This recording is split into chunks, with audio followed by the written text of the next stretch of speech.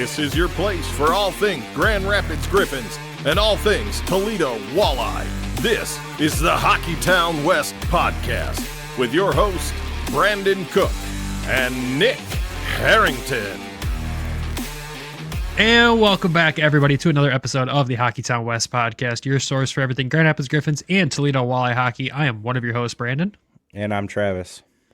And Travis is going to power through this today. He's feeling a little under the weather, but he's a trooper. And unlike me, who just becomes a baby when I'm sick, he's going to power through the show and keep going. So I appreciate you, sir. But besides being sick overall, how you doing?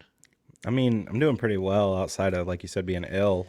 Last night was fun. Night before was fun. I was with you for 2 days and caught up with Nick, too, in the process. And it was good to see everybody up here, or up there, I should say. And it was just a fun couple days. I mean, you know, it was just a good couple days, really. Yeah. Good to see the walleye in action again in Kalamazoo. We got to go down to that. Good to get you in Grand Rapids in the press box with us for a game. I'm sure that was a fun experience for you. And it was an overall just good game. I mean, it wasn't a perfect game, but it was a good game to be at. So, you know, nice way to end the weekend. Nice way to end my vacation there, 3-3. It didn't really feel like a vacation. It was just a vacation from the day job, but we've been freaking grinding on this show for the last 10 days at least.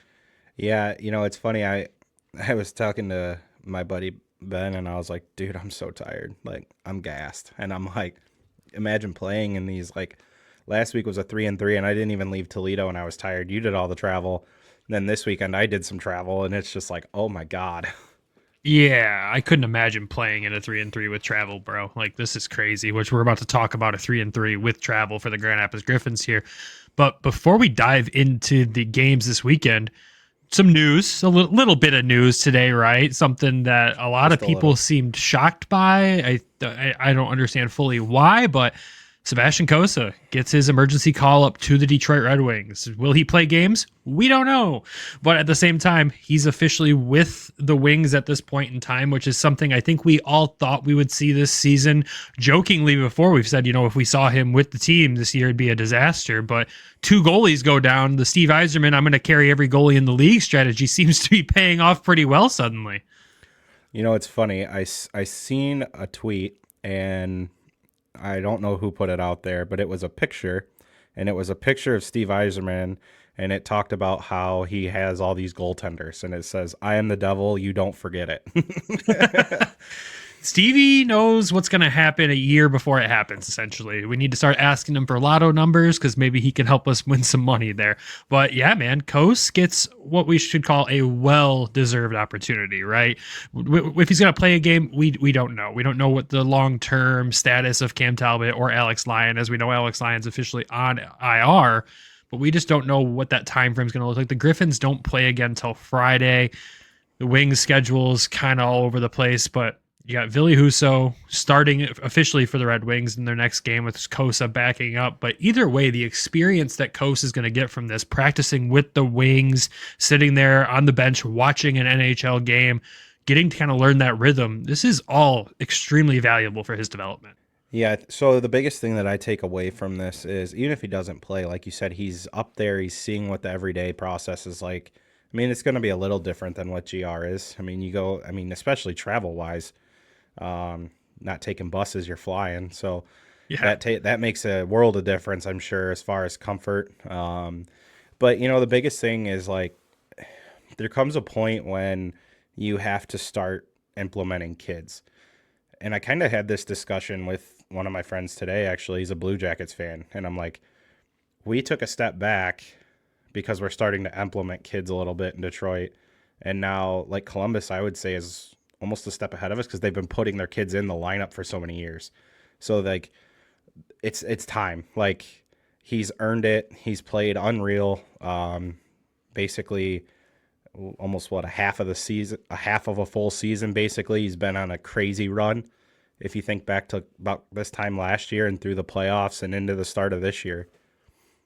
Yeah, I mean, the run he's been on is great this year. He's still rocking a .925 save percentage in 14 games played, 2.21 goals against, in some games, too, where the team in front of him really didn't give him much help, right? There was some bad games for the Griffins, especially early on.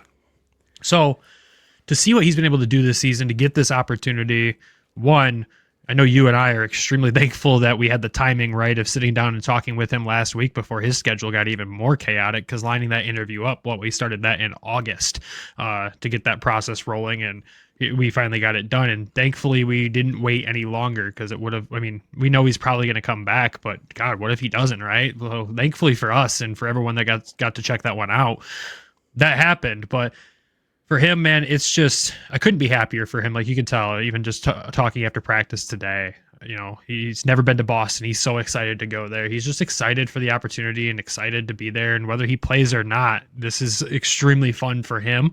And when he plays, everyone's just got to remember that, is he being put in with the best team in front of him? Probably not. So we'll see what happens. Do I think he's going to go in there and withstand some craziness? Probably, but he's one of the most mentally sound goaltenders I think I've ever seen come through the organization.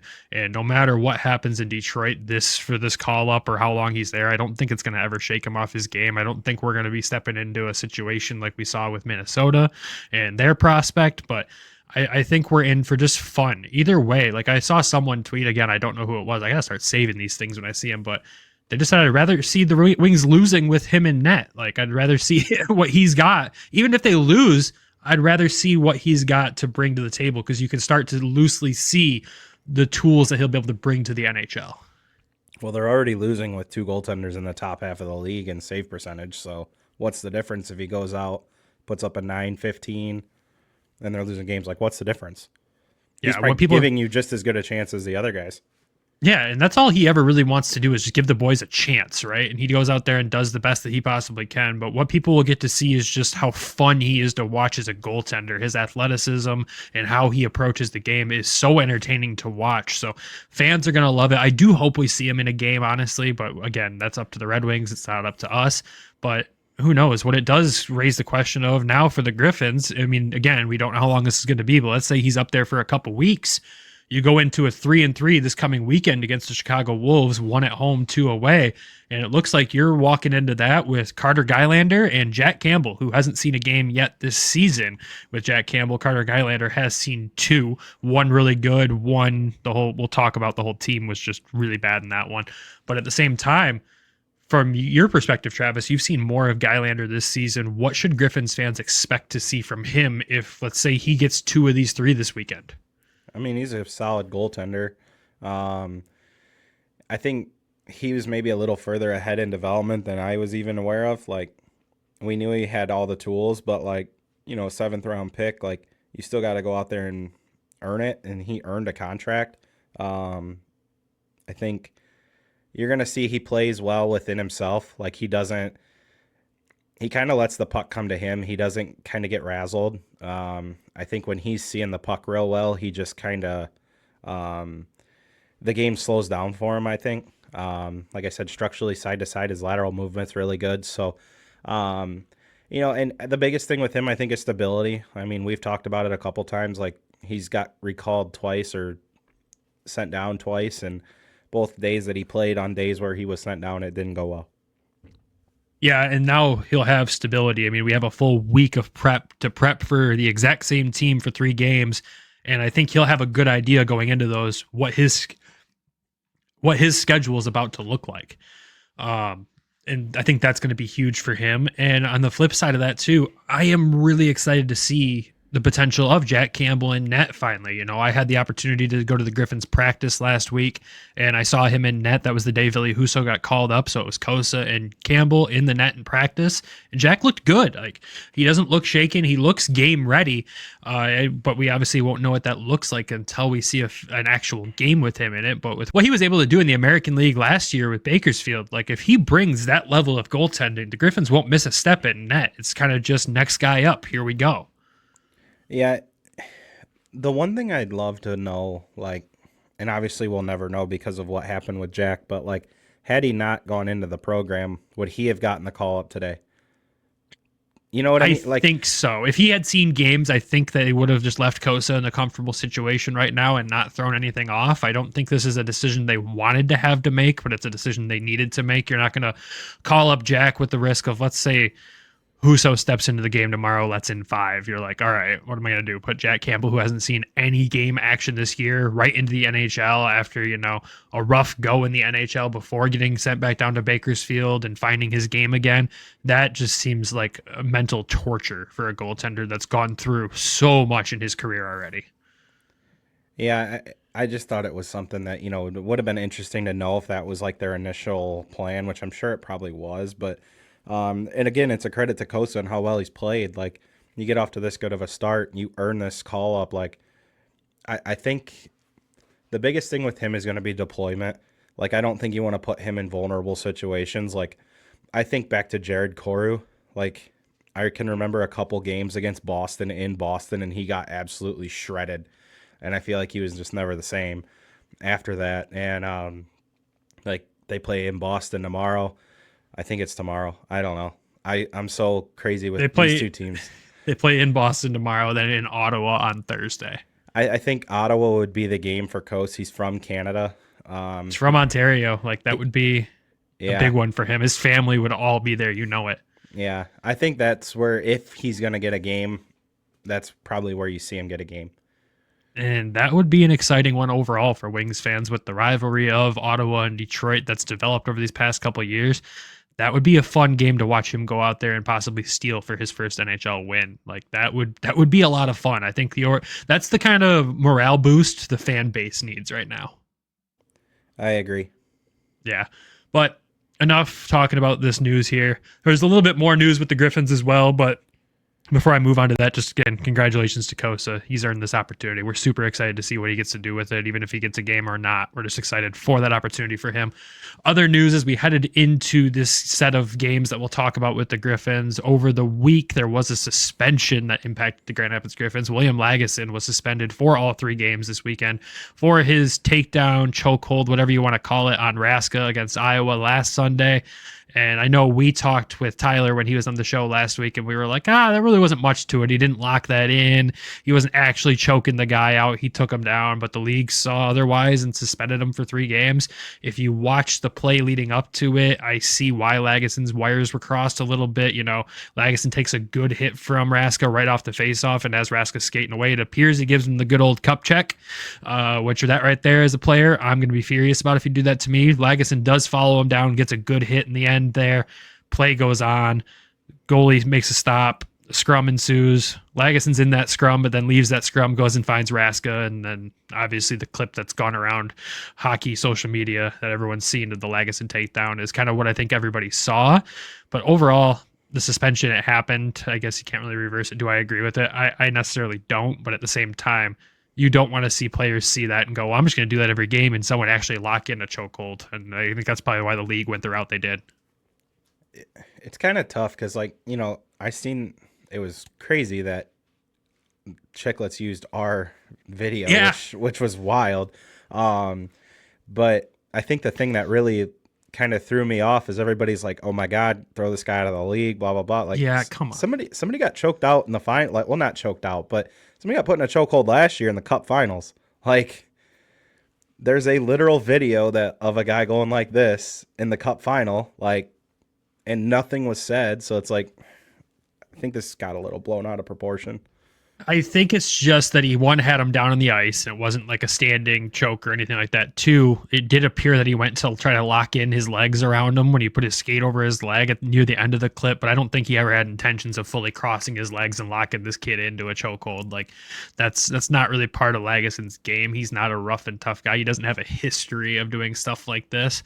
But again, I think it's just something the league had to snuff out before it became a problem elsewhere, or they saw repeat instances of this, which I understand from that fact. And luckily for the Grand Rapids Griffins, they are stacked with defensemen. I mean, I asked Coach Watson about this after practice on Wednesday, and I was like, is this an negative impact towards the team? Nope. Next man up. We've got 7 defensemen after him that can step in here and play the same role. Lagesson eats a ton of important minutes, and that was visible over the weekend. You saw guys like William Bolinders had to step up and take some big minutes over this weekend. But at the same time, it's just great to be in an organization where it's not like, hey, we had to call up Redicop over this weekend from Toledo because we're down a guy. It was next man up, here we go. And, the weekend happened as it happened. So, not as much of an impact as you might think it would have had on the team. Losing a guy like him, you definitely noticed it. His experience is definitely nice to have out there, especially on the penalty kill. But at the same time, again, it happened. We're over it. He's back in action this coming weekend for the Chicago games, where we'll need him definitely to respond to the Chicago game over this past weekend. So outside of that, though, nothing else newsworthy or news-wise to add. The only milestone I can think of off the top of my head is Elmer Soderblom skated in his 100th game as a Griffin, so congrats to him on that. And outside of that, let's dive into these games. You know, the Griffins, like we said, they had a 3-3 this weekend with travel. They were at home Friday versus Milwaukee, in Chicago on Saturday against the Wolves, and back at home against the Cleveland Monsters on Sunday, who came into town with a 10-game winning streak, which is a tough thing to go up against after a 3-3 with travel. But we'll start with Friday's game, and it was an absolutely wild game, back and forth. Again, you get two of the best defensive teams in the American League against each other in Grand Rapids and Milwaukee, and for what looked like for at least the first probably half of the game, it was going to be really tight. We might see 1 or 2 goals scored. Teddy bear toss night for the Griffins. It started to look like we might get shut out in that at this point, since the Griffins didn't score until the third period. But the Griffins do end up coming out of this one with a 3-2 shootout win, a crazy 10-round shootout. And the goal scorers in this one, Austin Watson made the Teddy Bears fly on the power play, with Danielson and Tuomisto assisting on that. And then with 51 seconds left in the game, with the goalie pulled in the third, Amadeus Lombardi was absolutely clutch with a beautiful goal. His 9th of the season, ties the game up, sends it to overtime. No goal scored in OT. Then your shootout, like I said, 10 rounds. Sebastian Cossa was electric in this shootout. At the other end, Matt Murray was really solid. A couple of the Griffin shooters did miss the net. So I think the shots they had, if they wouldn't have went slightly wide, would have been goals. But your goal scorers in that shootout were Amadeus Lombardi again. Tim Gettinger, who's, we always forget, is just really clutch in the shootout. He was last year. Even Coach Watson said afterwards, he's got to remember to use him earlier. Like, he's really, really good in the shootout for some reason. And this was his first game back as well from injury. And Cross Hanas ends up being the shootout game winner in this game as well, and he was buzzing after that. I saw him in the hallway after the game, and he was like, man, that felt good. He had a bunch of family in attendance too, so really like that for him. His confidence continues to grow, but this game overall was just absolutely insane to watch. Milwaukee, they're such a darn good team, and they're missing some key pieces right now with call-ups and injuries. And with the Griffins, to be able to go to battle with them again, we've won every game against Milwaukee this season. Milwaukee's only gotten 1 point so far against the Griffins this season in 3 games. That's huge. Yeah, that's real big. Last year, obviously, getting knocked out by them was tough, and I think they kind of all took it personally, because so far this year, they're playing really well against them. Yeah. But guys, we got to talk about from this game specifically, obviously, Amadeus Lombardi. Like, the clutch goal, the goal was a beauty too, just an absolutely beautiful shot from the face-off circle. He saw his opportunity, kind of walked in a little bit. It's funny when you watch this Griffins team with a man advantage, you see these guys start walking in the face-off circle. It's most of the time resulting in a goal. If they give these guys that space, they have taken advantage of it, and they've scored almost every time they get that space there. Yeah, I mean, if they're going to give you it, I mean, you might as well take it, right? Yeah. It's almost a free shot on goal, so you might as well give it a try. But, yeah, no, Ammo's playing so well right now. Yeah, I got it right here. 8 points, 4 goals, 4 assists in his last 10 games. So, I mean, he's on a heater. Continuing to just take that next step in his development, I think that's the biggest thing. And, I mean, he's playing with a ton of confidence. I did see the goal was a great shot. Obviously, I couldn't even watch this game, but, you know, it was a good play. It's just, I think the thing that stands out to me, wasn't their other goal a power play goal as well? Their other goal was a power play goal, and that was, again, playing with the man advantage was the biggest concern for probably the first 10 games of the season, but now the power play is on a freaking tear. Yeah, it's almost at, I believe it was like 28.5% the last 10 games or so, which is really good. Yeah, it is really good. And again, you know, he pieces on that power play that are being consistent. Austin Watson has been the power play surprise of the season. He's been really good on the power play for the team, really good puck movement, obviously the ability to produce goals on the power play as well. Nate Danielson has just been an absolute cornerstone of this power play with his puck movement and the position he's playing there. But you got to talk about the defensemen, right? Antti Tuomisto and William Vollander are both running the 2 power play units. And that's a lot to ask for a young guy like these guys, especially stepping into the shoes of Simon Edmondson, who was running a power play unit last year. And Wallender's still getting back from injury, still getting more comfortable, but Tuomisto has been extremely solid piggybacking this power play, playing the right positions on the blue line, always in the right spot to maintain puck possession and keeping the puck in. It's rare that you see teams able to clear it when he's the one standing back there. His anticipation is just so good. Yeah, he plays, we've seen him for such a short little bit in Toledo, and he was so offensively dominant down here that it was like, oh my God, this guy's insane. And then he was just to recover from an injury. But again, like another player that Waddy told us at the beginning of the year, like, look, this is going to be one of the guys that takes a big step this year.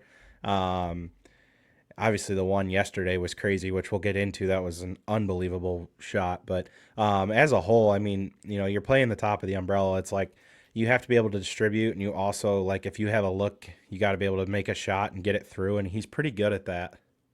Yeah.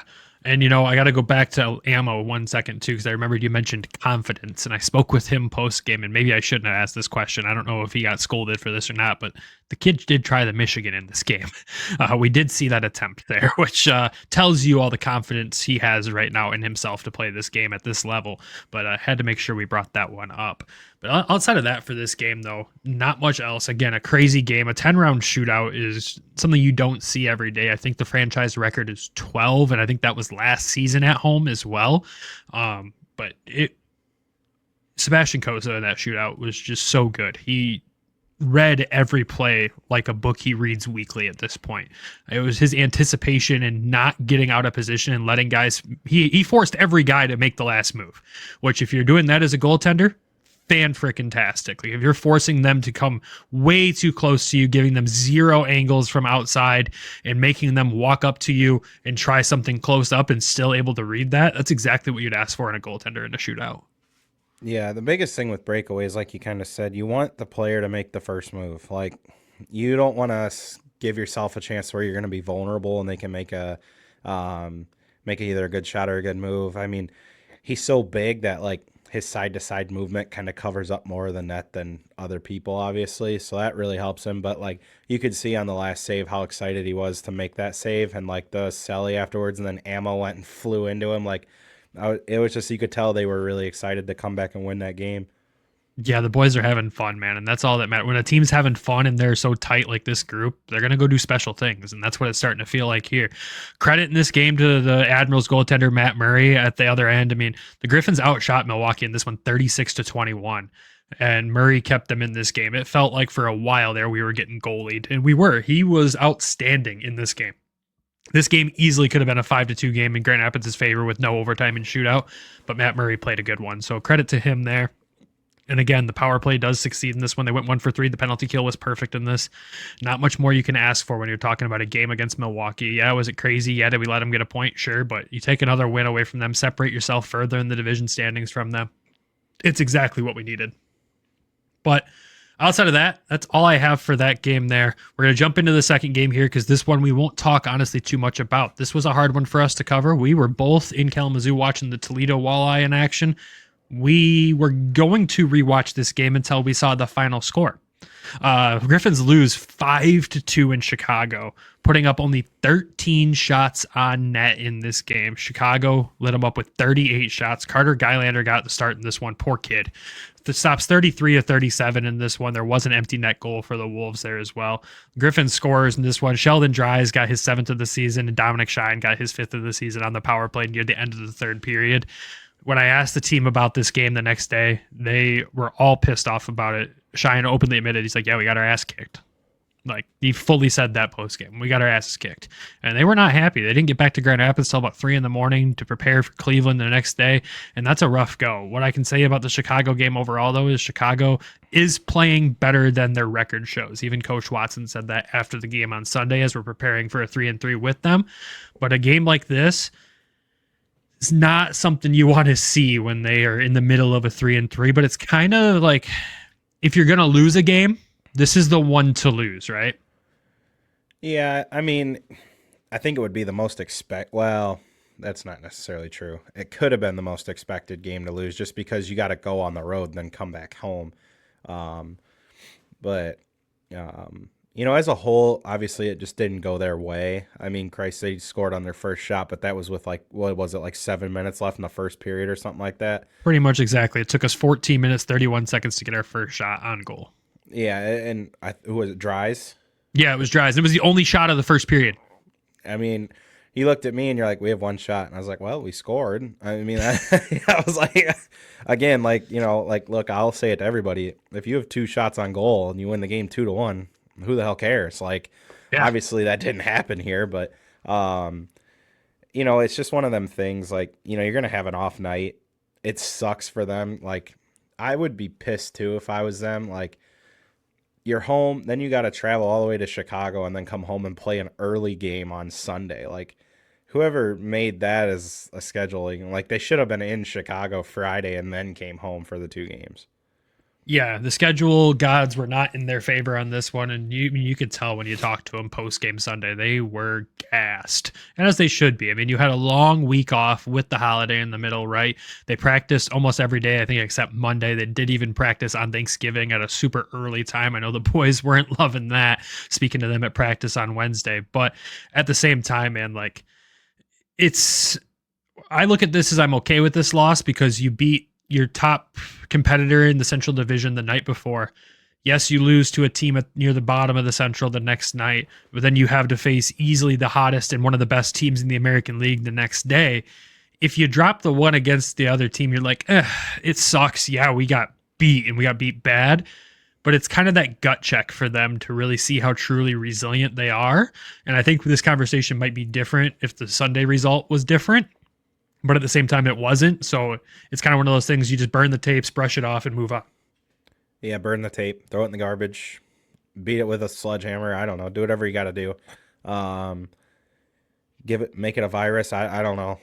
You just everything's digital now, but just find a way to get rid of it. I think, every team kind of has some clunkers throughout the year.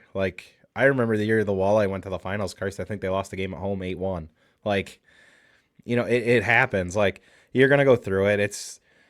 There's 72 of them at least. I don't know how many there are up there. For us, it's 72, but 72. Okay, so if you have 3 or 4 bad apples, that's not going to ruin a whole season. Yeah, and you're looking at a team sitting now with 6 losses, one of them being an overtime loss within 20 games, right? There's nothing really bad about that. And some of those losses, they've been ones where we just got beat, and we got beat bad. I think of the Rockford game early in the season in Rockford. That was a rough one. But again, you burn the tapes and see how resilient your team is and kind of do the gut check and come back the next day and hope that you can be better than that. And each time they've bounced back in really big ways. So when I look at these losses, do I get concerned? Not really. I mean, it sucks. You don't like losing to the Wolves, especially a team that you beat 5-1 or 6-1 a couple weeks ago at home on a Friday night. But at the same time, you knew running up the score on the Wolves like that, they weren't going to come in, and just play a lax game. They saw a tired team that went to a 10-round shootout literally the night before, had to travel in a snowstorm to get down there. They knew what they were up against, and they wanted to beat us down as much as they possibly could, and that's exactly what they did. But again, you just want to be resilient and bounce back the next game better than you were the night before, and that's the game we're about to talk about next. But before we jump into that, we'll send it over to an ad break, and when we come back, we'll recap this crazy Sunday game against the Cleveland Monsters. The 24-25 NHL season still has that new car smell, and the action is heating up at DraftKings Sportsbook, an official sports betting partner of the NHL. It's super easy for first-timers to get started at DraftKings Sportsbook. Try betting on something simple, like picking a team to win.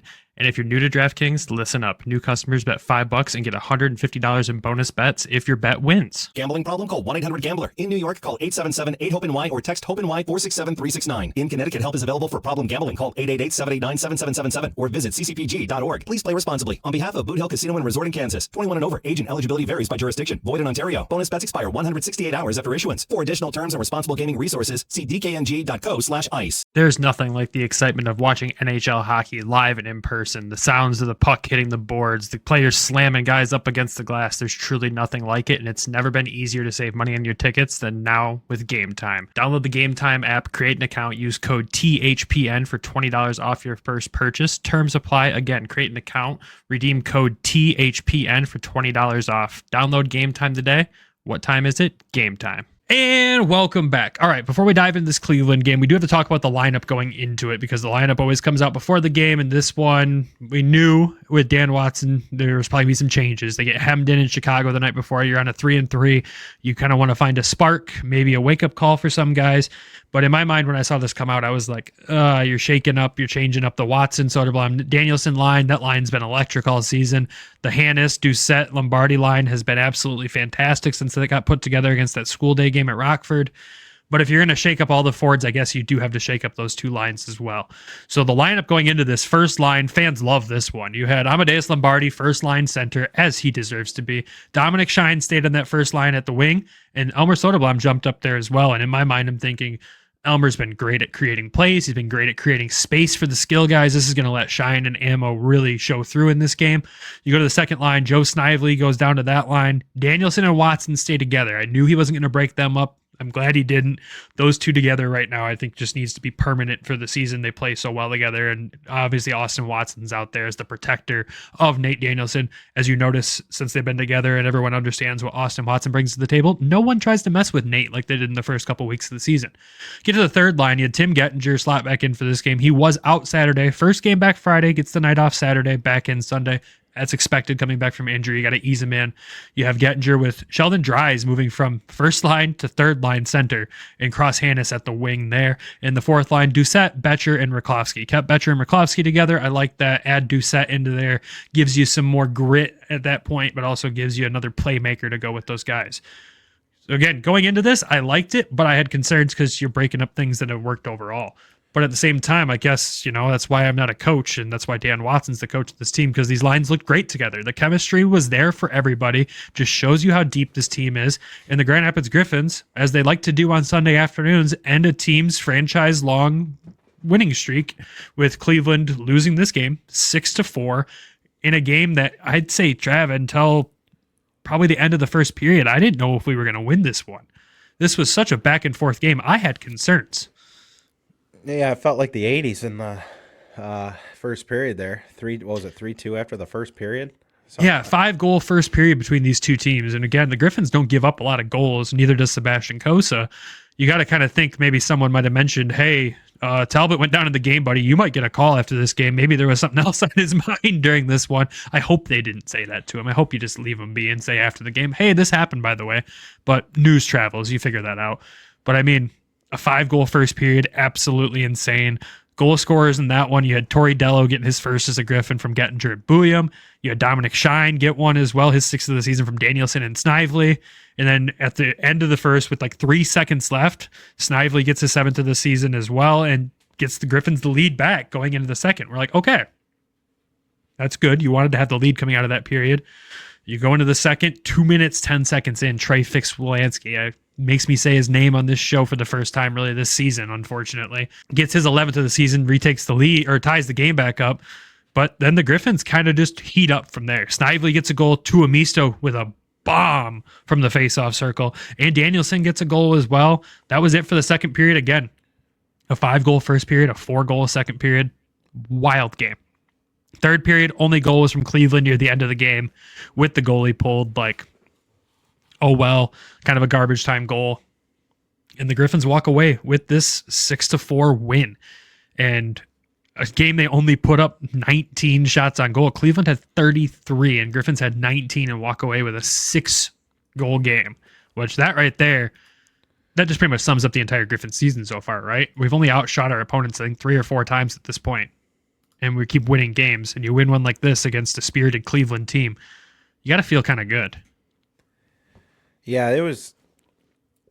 I didn't expect, 10 goals? Like, I was not ready. I was not prepared for a 10-goal game. And, some nights the puck is just all over the place and they're going in from anywhere and everywhere. And it was just kind of one of them nights, I thought. Like, it seemed like everything was going in. And, as a coach, you almost kind of hate those games. You've heard coaches talk about that. Like, it's hard to kind of coach because it's so wacky. Everything's just kind of flying around and going in the net. But, to end a 10-game win streak last year, what was Milwaukee's streak? Like 20? 18? 19, something like that.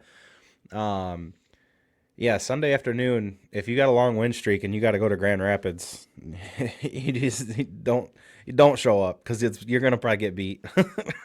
Yeah, I do love that stat. I did bring that up to Waddy after the game too, and he chuckled at that one. But I mean, it's the first time I think this season we've seen the Griffins chase a goaltender in Sawchenko. He was pulled after 5 goals. Jet Greaves came in and only allowed 1.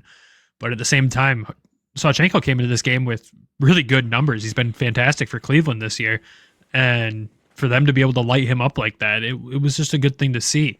And I said Tuomisto's goal. We got to talk about that because that was everything we've seen from Tuomisto, where we know he has this monster of a shot and he unleashed it, and it's getting more and more accurate by the game. I saw him working on it in practice too. Put the cones really close together and you're shooting from the point right through those cones. You can only make your play through those cones. And he worked on that for a good 15 minutes after practice, just kind of watching him really try to dial that in, and then watch that bomb get unleashed from the circle there. Holy smokes, what a goal. You say bomb, I'm gonna go ahead and say piss missile, because that's I think what I even said to you. I was like, Jesus God, he just smoked that thing. Yeah, dude's got such a heavy shot. I mean, if he can find any sort of accuracy, it's gonna be dangerous. And he had all the time to step into it too. And you knew it was gonna be a big bomb, and I mean, he just blew it almost past the goalie's ear. Because was it Graves? Was Graves in at that point, or was the other goaltender in? That was still Sawchenko. That was the goal that chased him. Yeah, and I was just like, oh my God, he just blew that by him. That he probably didn't even you're just like, okay, credit to that guy. What a shot. I mean, yep. You're like, I didn't get in front of that. I wouldn't dare. The other goal we got to talk about, Snively's second of the game. He skates in, makes a couple of good moves. He kind of taps the puck on Sawchenko, but it comes back to him. He brings it down behind the net. Does a couple dangles, gets it back in front of the net, and just roofs it with an incredible individual effort on this one. I mean, Shine did get an assist on this from the zone entry, but Snively to maintain that possession and still feel confident enough to make the move. Let's just say it felt like in this game, Joe Snively was not thrilled with being bumped down in the lineup. I think this was that game, the wake-up call that Dan Watson might have mentioned after the game. The only thing I got to correct you on is he didn't roof it. he hit the post on the ice, and then it rolled across the goal line. I honestly thought it was initially I thought it was a double doink, the one that just rolls across the goal line that you see every so often. Yeah. The patience, I thought he was going to throw it back out front. I'm glad he didn't. Well, with what he ended up doing, yeah. I mean, that was silly. But yeah, the patience, and then the fact that he does a little spin around and he goes back out front, and just I was like, I think I said to you, I was like, and me, I said, yeah, after the first goal, and you're like, hey, I was like, didn't mean to do that, my bad. And I just looked at you, I was like, oh my God. I think even the AHL officials in the press box next to us all said the collective, oh my God, as that one went in there. That, it was just an incredible goal. A 3-point night for Snively there. An absolutely great game. And again, you look at lineup changes and you're like, okay, you're looking for a spark somewhere. And sometimes you're looking for a wake-up call. And a couple of guys that got bumped down from the first line there woke up. And, I think Dries had a great game in this one, even though we don't see any points from him in this. But you also see Snively with a 3-point game. And we all knew heading into this season, he's got the offensive capabilities. We know what this guy's capable of. He started off quiet, woke up, got quiet again, and I felt like this was just a reawakening of Joe Snively. And if he's producing at that level, oh God, the Griffins are going to be a wagon. Yeah, I mean, look, he was a veteran signing. You kind of knew he had the offensive upside, and I think he's just starting to find it. And, credit to Watson. He knew he had to shake something up. And, I mean, if you can put Joe Snively on your... I think I even said this, I don't know if we were at the game yet or if we were eating lunch, but I was like, I think I remember even saying, I was like, guys, Snively, third line center, talk about a favorable matchup. No, he was second line winger in this one. I'm talking about, I'm Dries. sorry. You're thinking about Dries because we get them confused all the freaking time for some reason. But yeah, don't mind me forgetting them because literally I've done it all year with Snively and Dries, but to bump him down the lineup, and I think I even said this at a further date a while back about trying to get other guys going. Sometimes you got to spread the wealth out a little bit, and you kind of seen that in this game. anytime you can get veterans to just kind of, get that wake up call by Waddy to just kind of like shuffle the lineup, like, and then you go out and they score 6 goals. Like, okay, can we just run it back the next game with the same lines? Like, I know guys might not like it, but Jesus, you just scored 6 goals. Like, clearly something works. A really good goaltender too. So like, yeah, something worked with that, whether it just be the spark or whatever, or just being angry from the night before. And they went out there and had to reprove what they are and re-show their identity as a team. They went out and did it. A couple of the other goals you got to talk about. I mean, Shiner had a 3-point night as well with the goal and 2 assists. I do have to correct myself as well. Dries did have 1 assist in this game as well. He assisted on the Tuomisto goal. But Shiner just absolutely flying out there. Him paired up with Amadeus Lombardi and Elmer Soderblom. Definitely, I do like that matchup. I think they provided a lot of space for each other out there. You have Amadeus's ability to take the puck away and generate plays. You have Elmer's ability just to create space by being a freaking freight train. And Shine just goes to the gritty areas of the ice and isn't afraid to chase after that puck in some of the dirtiest areas. And, I think of the play, he gets almost a breakaway in and he doesn't shoot it. He kind of has a guy come in on him, and I think he realized he couldn't score from there, makes the veteran decision to go, I know what can happen from this. I'm going to draw a penalty. And he draws the penalty on a great play, and we end up scoring right on that power play there. Just a great play overall by Shine. And again, we continue to talk about just his offensive outbreak this season, and it keeps continuing. I mean, the guy's on an absolute tear this season, leading the team now with 17 points in 20 games. Dominic freaking Shine is almost a point per game player this season with the Grand Rapids Griffins. Who would have thought? So what was the better moment? When he scored on an incredible shot, or his son post game, like reaching for the mic as I was like holding out the microphone? Like, what was the better moment? I think it was that. Him bringing his son into post game was honestly the cutest thing I've ever seen. Like, we won't sugarcoat it. We know Shine hates post game, and I'm sorry, Shiner, to keep throwing you in there, but you keep performing the way you are, and you're a leader on this team. I got to kind of keep asking you questions here and there, and I appreciate him doing it. He does try to gives short answers, but his answers are usually good and fun. But at the same time, that was easily the cutest interview I've ever been able to do post game, for sure. I think every player should bring their kids and family into the post game. Why not? The media will go easier on you, that's for darn sure. But at the same time, like, I think his goal scoring and his playmaking ability, obviously, is just the highlight of the night for me. He was all over the place. He was throwing his body. He was creating offense. Defensively, again, just one of the best players in the team. You look at the penalty kill there. Penalty kill is a perfect 3 for 3 in this game again, too. He's one of the key pieces of that PK, and he's always so good at eating up valuable seconds out there. I think the one thing that surprises me the most is last year he was like a bottom 6 player? He was a bottom 6 player to start the season and then ended up in the top end of the lineup second half of the season. And yeah, like, look at the growth of the player, right? Like, can play 4th line minutes, can play 3rd line minutes, can play 1st line minutes. Like, and now he's almost a point per game player this year. So huge credit to him, and even being like a veteran, basically, like taking another step in his game. Yeah, I mean, 33 points in 65 games last season was a career best for him. He's at 17 points in 20 games this season. He's on pace to blow that out of the water at this point. And when you're getting that kind of production from a depth veteran like him, dude, that's one of the most valuable things you can have as an American Hockey League team. Yeah, I'm pulling it up right now, what his projected is. 62 points is what he's projected. He could literally double his highest career year last year this season. And that's insane. And again, you look at the guys he's been surrounded with in this lineup, right? He spent most of the season with Snively and Dries with him on that first line. You throw Ammo and Elmer up there as well. Like, he's surrounded by great guys. He's getting to play in bigger opportunities. Him on the power play even was something that we hadn't seen much of in seasons past. And you're seeing him out there in the first unit this year, and he's doing a great job. So, yeah, I mean, again, easily the most underrated hockey player in the state of Michigan, Dominic Shine is. And I just love seeing him get rewarded for his hard work, man. He's been a career Griffin. He probably will always be a career Griffin. He loves this city, loves this team, and continues to re-sign here every year. And I just love seeing him get to go out here and truly show people what he can bring to the table. Easily one of the most important pieces of this Griffins hockey team. We got to talk about Nate Danielson's goal, because this is one that almost didn't go in. This passing play between him and Austin Watson, where Nate made one extra pass back to Watson where he's like, what are you doing? But he somehow finds a way to get that in off the defender's stick over the goalie's shoulder, and at least he finds the back of the net again for his third of the season. Obviously, Austin Watson had the assist on that, but that play, great passing play between them, maybe one too many passes.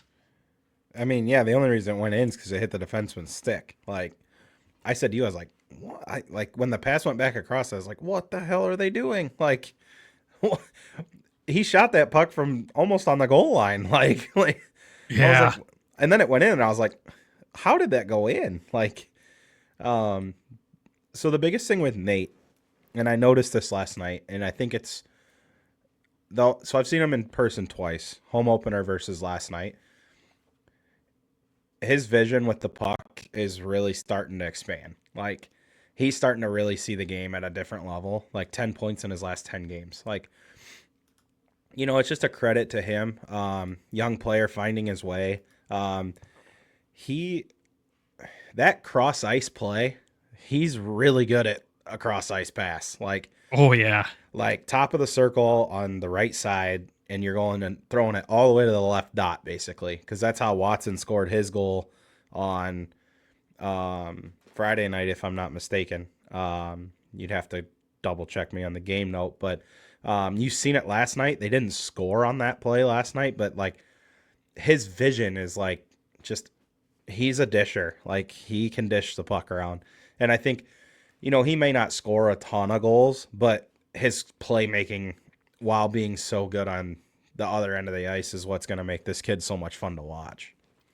Yeah, he's really starting to impress me, because I know I was pretty critical on him at the beginning of the season, kind of wondering, like, when is it going to show? And you kept correcting me, and look at you being right over here. This kid's fantastic. He's so much fun to watch. He's a true team player out there on the ice, but yeah, his vision with the puck on his stick is absolutely unreal. Wings fans need to start getting really excited about this kid, because if he can continue to play like this for this full season, he will be ready, and he is going to be a stud in the he's going to be a stud in the NHL. Honestly, like, he is going to be that perfect second line center behind Dylan Larkin, and that's exactly where he was projected to land, and I think he will live up to that projection. And again, I don't want anything to be rushed. Give him his time, but man, is he really figuring out his way around the American Hockey League right now and becoming an extremely dangerous player. And when the puck's on his stick, it's almost a guaranteed highlight of some sort every time. Like, I know there's multiple times where I'm trying to keep up with the goal clips for the social media pages last night, because, God, that was the most difficult part. But you're like, look at that play Nate made. Look at that play Nate. I'm like, yeah, holy God, he's really good at hockey. So, yeah, Wings fans can start really getting excited about him, and I think he's going to do a lot of damage, especially in the second half of this season, as he's really well adjusted in this league. He's going to be a monster. Last piece to hit on for the Griffins in this game, we got to talk about the Josiah Didier hit. Like, dude, I didn't even realize it until after watching the clip back. So Josiah Didier, for those that missed it, the clip is on our social pages. He absolutely annihilates a Cleveland player, throwing him right back into his bench, which you don't see many of those hits these days where the guy gets sat down on his own bench. But not only did he do that, the way he hit the guy took out about 4 guys on the bench. Like, it was just a monster of a hit that, probably looking back on it, could have been called because he left his feet to complete the hit. But at the same time, thanks refs for not calling it. But what a monster of a hit, dude. Well, when you clear the bench on the fly, like, it looked like a game of bowling down there on the Cleveland bench. There were bodies just flying backwards off the back of the bench itself. I looked at you and I was like, oh my God. Like, he just smoked him. And I was like, you're like, you did it last year too. And I was like, I didn't see it last year, but I seen this one. What people don't understand when they look at Josiah Didier, because he's not a point producer on this team. He never was, probably never will be. His physicality, along with his leadership on this team, is so underrated. Like, he's one of the best leaders we've had in that locker room. I mean, we've had a lot of good ones, and he does rank up there with some of the best. But the physical aspect that he brings to the game, and also his ability to literally just eat pucks like they're his favorite meal. The guy blocks more shots, I think, than anybody else on this team. He's the perfect captain on that blue line. And I know he doesn't play every game, but the games where he's not in it, you can feel the difference in the physicality just by him not being in it. I mean, God, between him and Austin Watson, they set the tone early in this game. I know Austin Watson laid a big hit on Trey Fix-Wolansky probably the first minute of the game. And Didier was doing stuff like this all night. He crushed a couple of guys throughout the night, but that hit, highlight reel hit, throwing the guy into his own bench like that. And it's just things you love to see unless you're a Cleveland fan. Yeah, I mean, I think even if you're a Cleveland fan, you respect that hit. Like, come on. yeah, that's one of them ones that doesn't happen, but maybe once or twice a season throughout the whole league. So like when you see it, it's like, okay, yep, that's an old school hit. Like, that's something you just look back on. The player, man, he had to like, oh look, I'm flying. Like, oh yeah, that was nuts. I just couldn't believe it. I was in awe.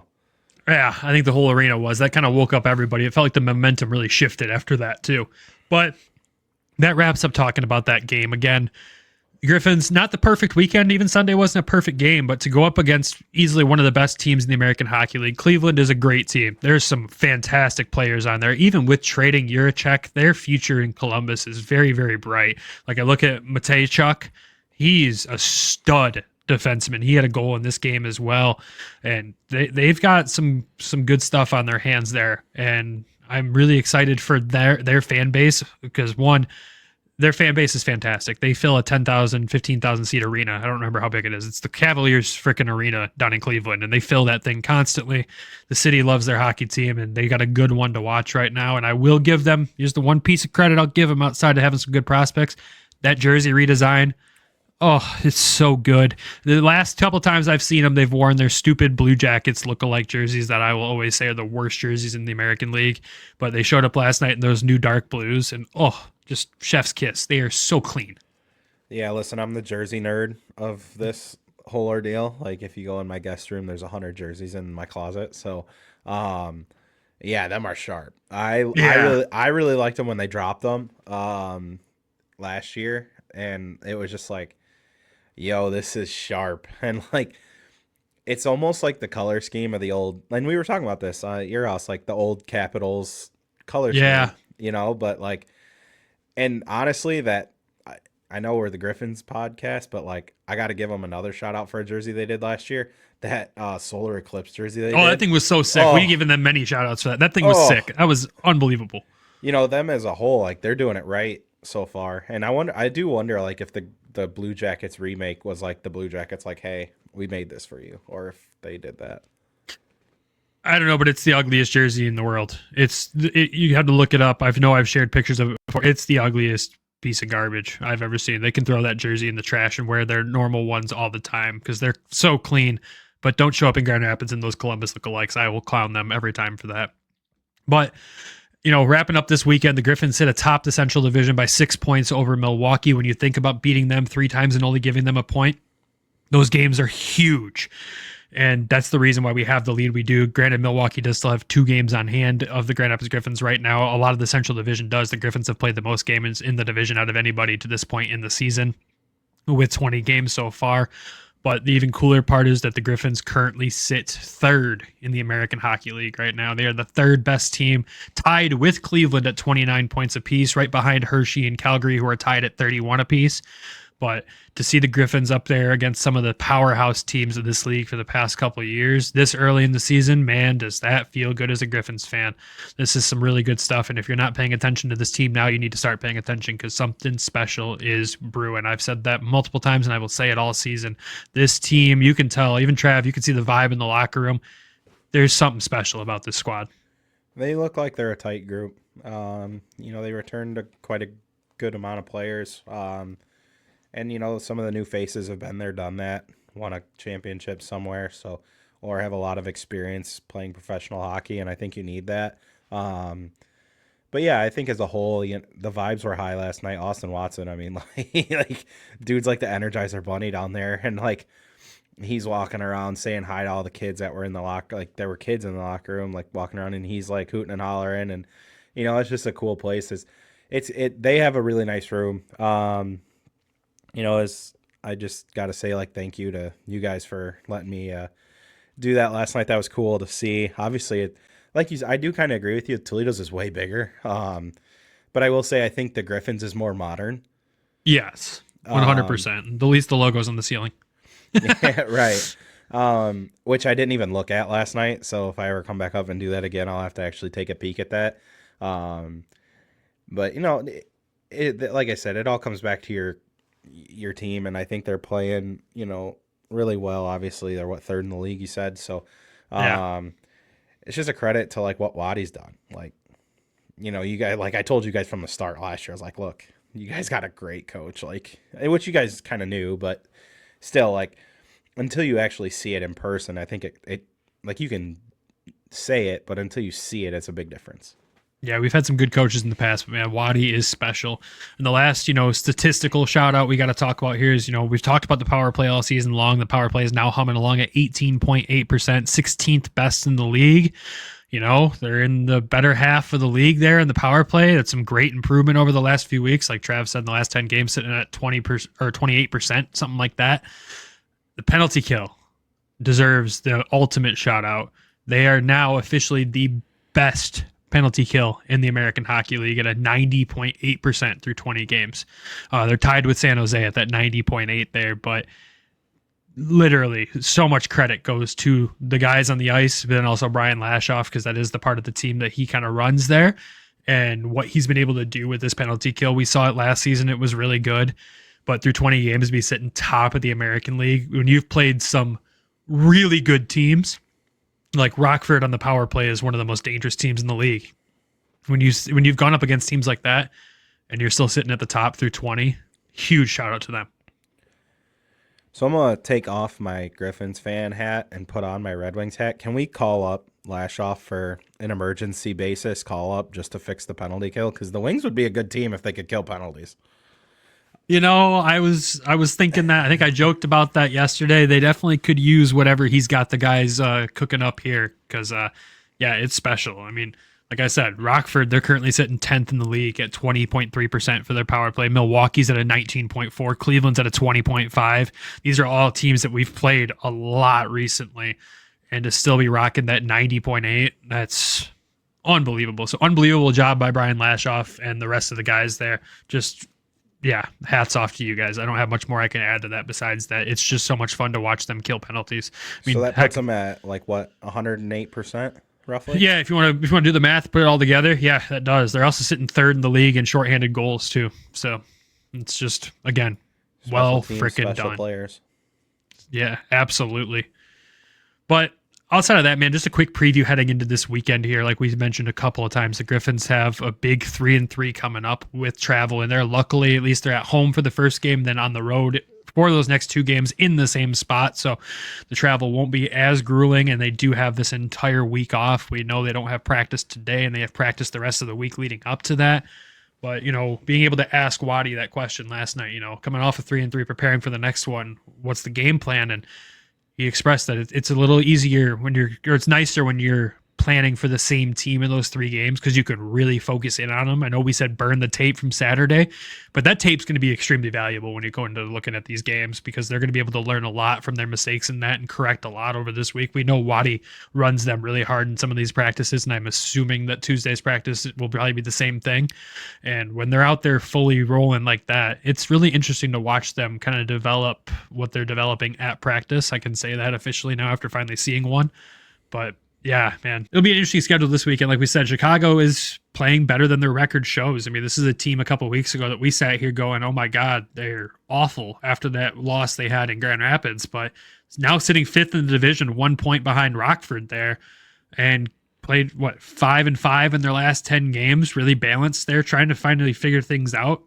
And I don't know. This is going to be a really interesting series to watch. The games against Chicago are always, great games to watch. They're usually rough and tough. The rivalry's still there from the IHL days with this team. Not as strong as it used to be. I think that shifted more towards Milwaukee. But at the same time, 3 in a row against the same team. There's going to be some hatred that develops over this weekend.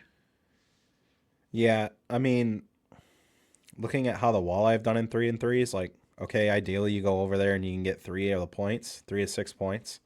I always take that as a credit to okay, at least you got half. Obviously you want all 6, but take what you can get. I think the one thing for me, Wadi's so used to these. like because of where he came from. Like, I think it just helps with managing players, managing ice time. Like, yeah, they do it in the AHL, but not to the level of the coast. Like the coast, you can get them multiple weekends in a row. But I think it's just like the biggest thing is like his experience, and I think it'll be helpful for them, like to go over there and stay there. They don't have to come home. Yeah, that'll be huge. And he knows how to prepare for these. Like his preparedness and the way he approaches and preparing for games is going to be huge in this one. Again, the biggest question mark heading into this one is who will be in net for what games and how many games will they get this weekend? Will Cossa be back by then? We don't know. We'll have to stay tuned to figure that out. But I'm excited for it. I always love some Wolves games in my life. I hate the Chicago Wolves just because of the storied past between these two organizations. I will always hate the Chicago Wolves for that. They traumatized me as a kid, making me watch them skate around with the Turner Cup back in the IHL when we were there. So thanks for that trauma, guys. Appreciate it. But yeah, man, it's gonna be fun. The game on Friday is the Red Kettle game, which if you know what that is, you know it's the game they do support the Salvation Army. They always have good jerseys for that game. This year's jersey is again another clean one. We'll throw a picture up on screen of it as well. The jerseys always go towards a good cause at the auction there. They always seem to knock it out of the park with that one though. And speaking of the Red Kettle, Trav, before we wrap up this episode, we got to talk about that new addition behind you there because that's the Red Kettle from last season. But how did you get your hands on one? Shit luck. Kinda. Can I say that on here? Like, yeah.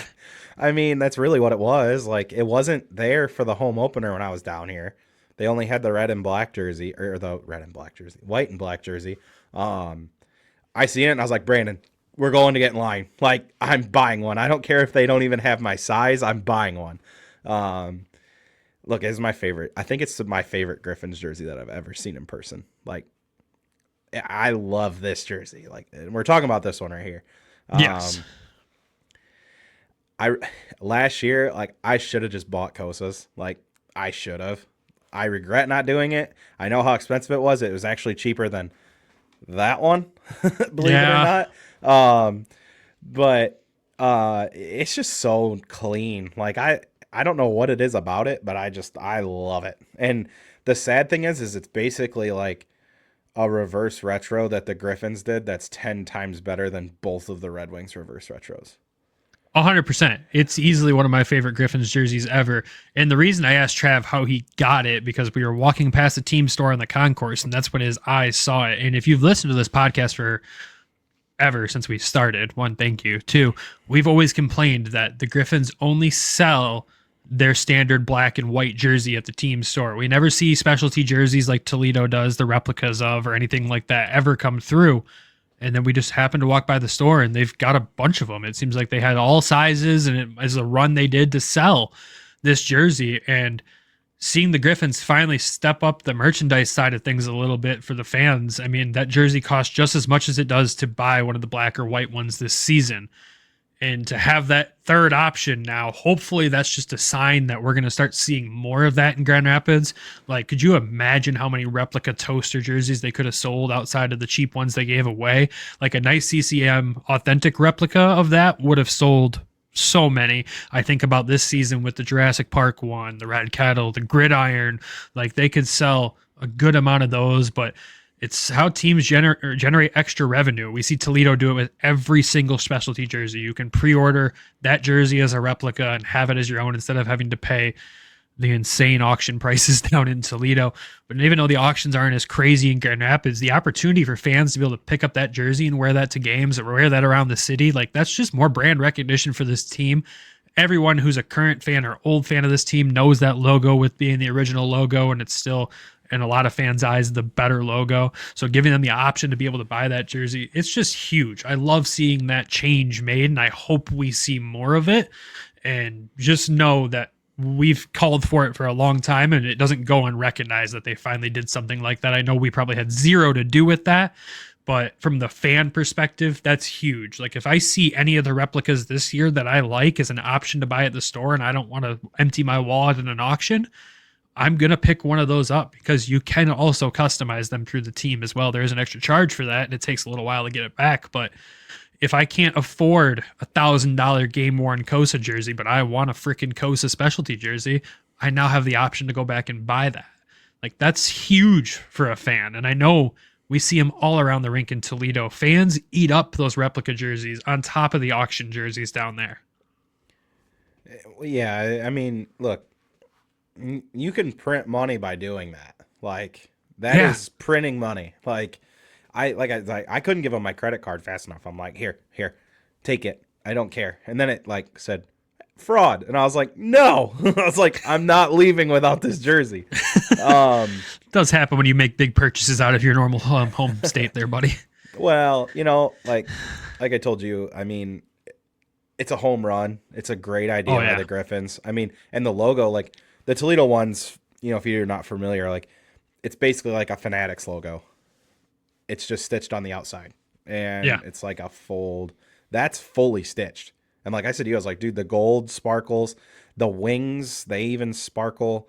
It's just well done. I mean, it's just a credit to the organization, maybe listening to the fans for putting that out there. I mean, personally, like I can't remember all the specialty jerseys they did last year. The only two that really come to mind that I loved were the shields last year, the purple shields, and this one. And this one was by far my favorite. And it's funny because like I'll like search online, like, is anybody selling one of the game worn ones? Like I'll try to find one and can't find one, and then like I seen it and I was like, Brandon, look. And you're like, what? And I was like, look. But no, it was really cool. And then you get like a $30 bag on top of it for free. Like, yeah, right. You were super pumped about the bag.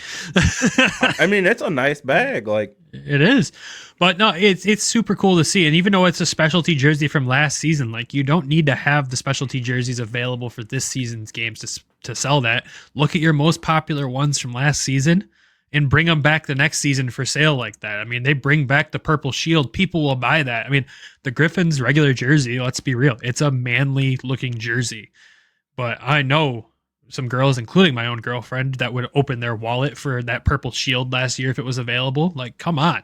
Like, you got to have more options, and having those options, you order a couple less of the black and white standard jersey and have some extra specialty jerseys, or hey, the shield one for sale still.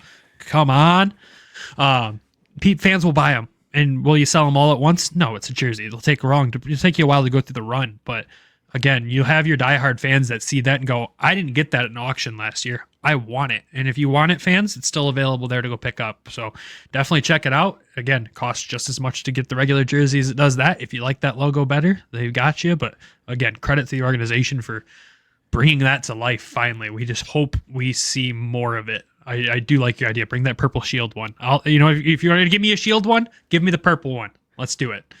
I wonder if they're going to track how well these sell, and if that's what's going to be like, okay, we picked one, we did it, it sold really well, like, okay, we're going to maybe do this in the future.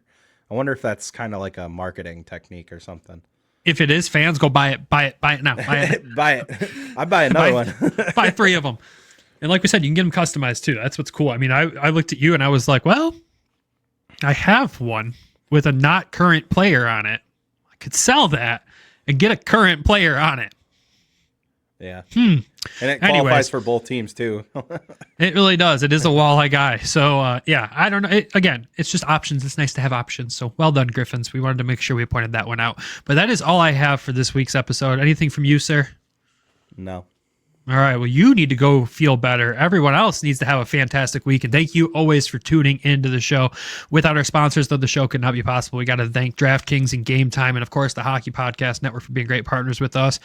And of course, the long-standing sponsor of the show, Everything Hockey. Make sure you head over to everythinghockey.com. Use code WEST. Pick up some new hoodies, shirts. They just did a bunch of new giveaways recently. I know they've got specials running for Cyber Monday week, stuff like that. So go check it out. Make sure you're using code WEST to support the show. And of course, without our Patreon subscribers, the show would not be possible. If you want to join these folks, head over to patreon.com/Hockeytown West Podcast. Check out the tiers and jump in and support the show. For those that are already supported, thank you. And those people are John in Florida, Elaine Grace, Griffin, Randy Zick, Derek Sleazer, Lori, and Alan, and Michael Alsante.